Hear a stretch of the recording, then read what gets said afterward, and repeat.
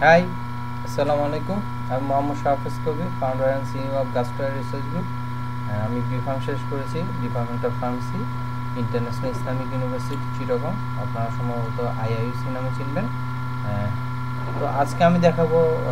Reducing পাওয়ার activity. এটা বিভিন্ন এক্সট্রাক্টের antioxidant কী পরিমাণ এফেক্ট সে দিচ্ছে, এটা ক্যালকুলেশন বা তার কতটুকু অ্যাক্টিভিটি আছে এটা বোঝার জন্য করা হয়। তো আমরা দেখি আসলে এটা কীভাবে করতে হয়। তো আমরা ফার্স্টে দেখি রিডিউসিং পাওয়ার কেন করব। এখানে যদি আমরা প্রিন্সিপালের দিকে খেয়াল করি, এখানে বলা হচ্ছে in this as the yellow colour of the test solution changes to various shades of green and blue depending on the reducing power of antioxidant sample. যদি মানে ওর এফেক্ট যদি বেশি থাকে এবং বা কম থাকে, এটা তার কালার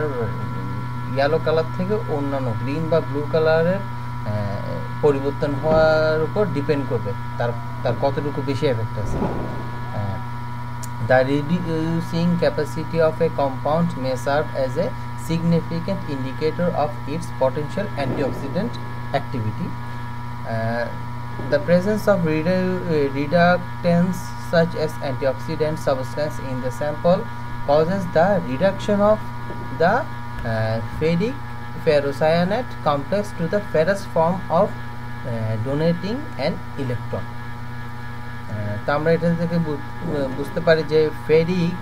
যদি একটি ইলেকট্রন ডোনেট করে দেয় তখন সে ফেরাসে পরিণত হয়, এবং the amount of ferrous complex can then be monitored by measuring the formation of pearl Prussian blue at 700 nm। তো এই পুরো প্রিন্সিপালের মিনিং হচ্ছে যে আমাদের শরীরের মধ্যে কোনো একটা কেমিক্যাল সেটা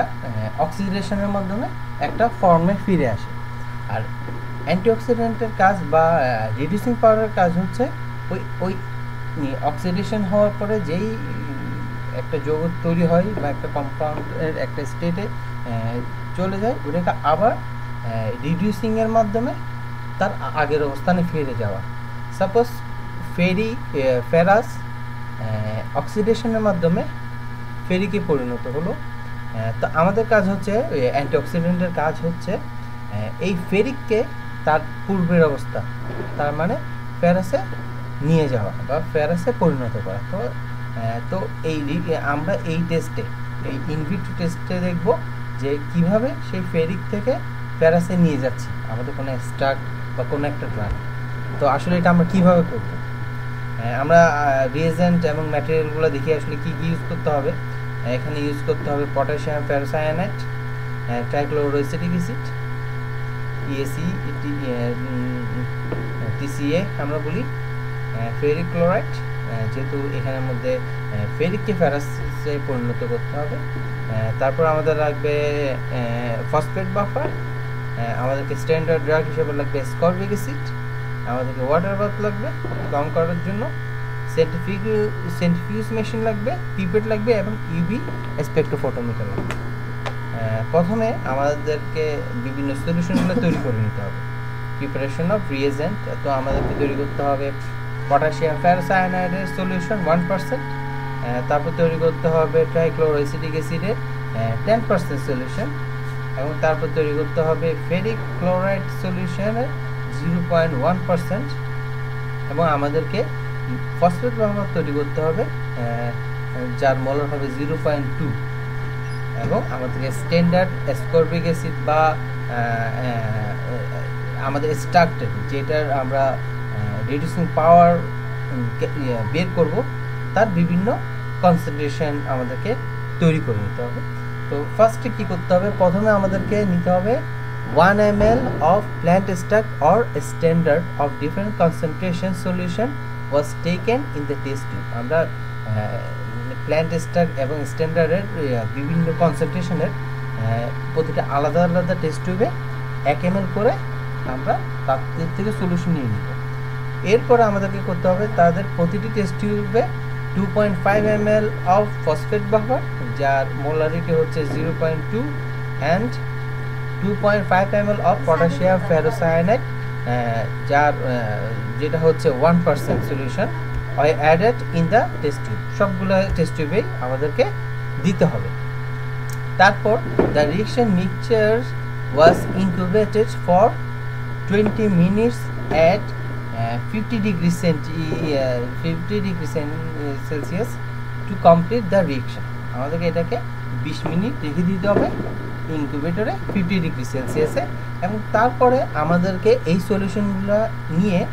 প্রতিটা টেস্ট টিউবে 2.5 ml করে ট্রাইক্লোরো অ্যাসিটিক অ্যাসিড দিতে হবে যার পার্সেন্টেজ হচ্ছে 10% এরপরে the total mixture was centrifuged at 3000 RMP for 10 minutes তার মানে হচ্ছে ওই যে আমাদের পাওয়া সলিউশনগুলা প্রতিটা টেস্ট টিউবে আলাদা আলাদা বোথ এক্সট্রাক্ট অ্যান্ড ড্রাগের জন্য আমরা এই প্রতিটা টেস্ট টিউবের যে মিশ্রণটা এখন আছে সলিউশনটা ওইটাকে আমরা 3000 RMP-তে 10 মিনিটের জন্য সেন্ট্রিফিউজ মেশিনে রাখবো এরপরে আমরা ওই সলিউশন থেকে প্রতিটি টেস্ট টিউব থেকে 2.5 ml করে আমরা তাদের সুপারনেটেড সলিউশনটা উইথড্র করব এবং সেখানে 2.5 ml ওই উইথড্রকৃত সুপারনেটেড সলিউশনের সাথে যোগ করব 2.5 ml ডিস্টিল ওয়াটার তার মানে আমাদের হাতে এখন আছে 5 ml সলিউশন এরপরে আমরা ওই সলিউশনের মধ্যে 0.5 ml অফ ফেরিক ক্লোরাইড 0.1% এটা সলিউশনটা আমরা যোগ করব তাহলে আমাদেরকে হয়ে গেল 5.2 ml সলিউশন এবং এরপরে আমরা করব কি এই সলিউশনটা নিয়ে আমরা 700 ন্যানোমিটারে আমরা তার অ্যাবজর্বেন্স নেব এবং এই অ্যাবজর্বেন্স থেকে আমাদেরকে ফার্দার ক্যালকুলেশনগুলো করতে হবে এবং এখানের মধ্যে একটা ব্ল্যাঙ্ক সলিউশন বানাতে হয় যে ব্ল্যাঙ্ক সলিউশনটা হচ্ছে শুধু এক্সট্রাক্ট বা স্ট্যান্ডার্ড ড্রাগ ছাড়া বাকি যা যা সলিউশন আছে এবং বাকি যা যে প্রসিডিউর ফলো করতে হয় সবগুলো প্রসিডিউর ফলো করে আমরা যে মিশ্রণটি পাবো ওইটাই হবে ব্ল্যাঙ্ক এবং ওই ব্ল্যাঙ্কটাও 700 ন্যানোমিটারে তার অ্যাবজর্বেন্সটা নেওয়া হবে তো এটা হলো কাজের কথা তো আমরা ওই রেজাল্টটা যদি নিতে চাই বা সায়েন্টিফিক্যালি সবসময় আমাদেরকে একটা কথা চিন্তা করতে হয় যে রেজাল্টগুলো কতটুকু পারফেক্টলি নেওয়া হচ্ছে এবং কারা কারা এই কাজটি করছে তো আমরা তার জন্য একটা শিট বানাতে পারি যেগুলো এক্সপেরিমেন্টাল শিট বলা হয় যেমন এটা হচ্ছে রিডিউসিং পাওয়ারের একটা শিট এটা এখানে প্ল্যান্টের নাম ফ্র্যাকশন বা এক্সট্রাকশনের নাম তারপর আমরা রেজাল্টটা এখানে কত নম্বর ট্যাগ দেওয়া আছে প্রতি টেস্ট টিউবে এবং তার কনসেন্ট্রেশন কত ছিল এবং তার অ্যাবজর্বেন্স এবং ব্ল্যাঙ্কের মান সহ এবং কোন কোন প্ল্যান্টে করা হলো এখানের মধ্যে আমরা লিখতে পারি এবং কে এই এক্সপেরিমেন্টে পারফর্ম করলো এখানের মধ্যে তারা নাম লিখে তার সাইন দিয়ে দিতে পারে এবং কোন ডেটে এক্সপেরিমেন্টটা করা হলো এটা এখানের মধ্যে লিখে দিতে পারে পুরাপুরিটা এভাবে একটা সায়েন্টিফিক এক্সপেরিমেন্টাল ডাটা সংগ্রহ করা হয় তারপরে আমরা দেখি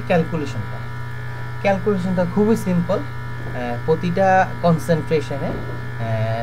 এক্সট্রাক্টের প্রতিটা কনসেন্ট্রেশন বা ড্রাগের প্রতিটা কনসেন্ট্রেশনে কতটুকু অ্যাবজর্বেন্স দিচ্ছে এটাই যা শুধু আমাদেরকে কাউন্টে আনতে হয় কারণ এই অ্যাবজর্বেন্সের উপর বেস করেই আমরা ক্যালকুলেশনগুলো করব এখন সাপোজ এই এখানের মধ্যে 62.5 মাইক্রোগ্রাম পার ml এর কনসেন্ট্রেশনে 0.257 অ্যাবজর্বেন্স দিল এবং সেটা বাড়তে বাড়তে যখন কনসেন্ট্রেশন 1000 আসলো ওই অ্যাবজর্বেন্সটা এক্সট্রাক্টটা বা ড্রাগটা তার যে আগের কনসেন্ট্রেশন ওর চেয়ে অনেক বেশি দিবে এবং এর ফলে সে হয়ে গেল 1.075 তার মানে হচ্ছে যে আমরা গ্রাফটা যদি করি তাহলে আমরা যদি দেখি আমরা দেখতে পাবো যে অ্যাকর্ডিং টু কনসেন্ট্রেশন তাদের অ্যাবজর্বেন্সটা বাড়ছে। কারণ যদি কোনো একটা প্ল্যান্ট স্ট্রাক বা কোনো একটা ড্রাগের মধ্যে যদি অ্যান্টিঅক্সিডেন্ট এফেক্ট থাকে, তার পরিমাণ যদি বেশি থাকে, সে তাহলে বেশি পরিমাণ ফেরিক ক্লোরাইডকে ফেরাসে পরিণত করবে। আর এই 700 ন্যানোমিটারে ফেরাসকে ডিটেক্ট করা হয়। যদি ফেরাসের পরিমাণ বেশি হয় তখন তার অ্যাবজর্বেন্স বেশি দেখাবে। সুতরাং যদি 125 মাইক্রোগ্রাম পার ml সলিউশনে যদি 0.285 অ্যাবজর্বেন্স দেয় এবং 500 যদি তার চেয়ে বেশি দেয়, এখানে যেমন দিল 0.582, তাহলে এখানে সহজে বোঝা যাচ্ছে যে কনসেন্ট্রেশন বাড়ার সাথে সাথে সে অ্যাবজর্বেন্সও বেশি দিচ্ছে। তার মানে হচ্ছে এই এক্সট্রাক্টের মধ্যে বা ড্রাগের মধ্যে অ্যাবজর্বেন্স রিডিউসিং পাওয়ার অ্যাক্টিভিটি বেশি, এবং সে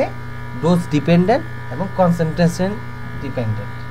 এর দ্বারা বোঝা যাচ্ছে যে 125-এ যে পরিমাণ একই পরিমাণ এক্সট্রাক্ট ফেরিক ক্লোরাইড থেকে ফেরাসে পরিণত করতেছে, এর থেকেও বেশি এফেক্ট শো করতেছে 1000, কারণ সে অ্যাবজর্বেন্সও বেশি দিচ্ছে। তো এভাবে ক্যালকুলেশন করলে আমরা আমাদের কাজ করতে পারবো। আর যদি বলি যে এখন বাজে 12:05, আমরা সম্ভবত 12টার আগে, মানে আমরা 2016-র 31 ডিসেম্বরের 11:50 থেকে 56 এরকম টাইমে আমরা আমাদের ভিডিওটা শুরু করেছিলাম এবং শেষ হচ্ছে এখন 12:05 কি 6 হবে। তো হ্যাপি নিউ ইয়ার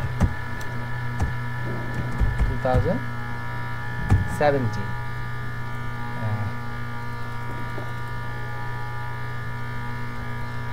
সবাইকে ধন্যবাদ ভিডিওটি দেখার জন্য, এবং সবাইকে হ্যাপি নিউ ইয়ার। খোদা হাফেজ।